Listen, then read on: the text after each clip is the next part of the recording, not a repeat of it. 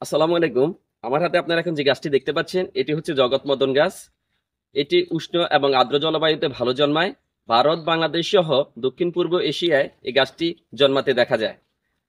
এই গাছটির বৈজ্ঞানিক নাম হচ্ছে জাস্টিসিয়া জেন্ডারুসা। পৃথিবীর বিভিন্ন অঞ্চলে এই জগৎমদন বিভিন্ন নামে পরিচিত। তবে এই গাছের পাতা উইলি পাতার মতো স্থানীয় কালুবাসু বা ভাউলো নামেও এটি পরিচিত।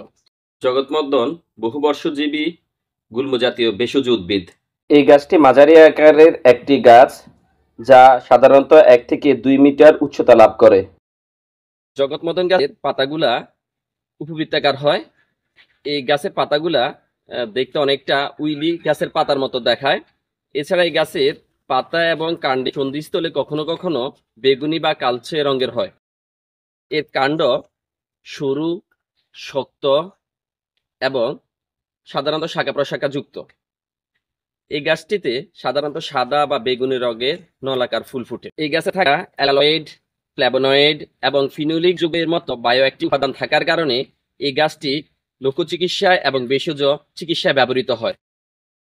ঐতিহ্যবাহী আয়ুর্বেদিক এবং লোকজ চিকিৎসায় জগৎমদন বিভিন্ন থেরাপিউটিক উদ্দেশ্যে ব্যবহৃত হয়। এই গাছের পাতা এবং মূল উভয় ব্যবহৃত হয়। এই গাছের পাতা বাটা বা গরম করে বাত ব্যথাজনিত ব্যথা এবং অন্যান্য প্রদাহে প্রলেপ দেওয়া হয়। এছাড়া এ পাতার নির্যাস, সর্দি, কাশি ও ব্রঙ্কাইটিসের চিকিৎসায় ব্যবহৃত হয়।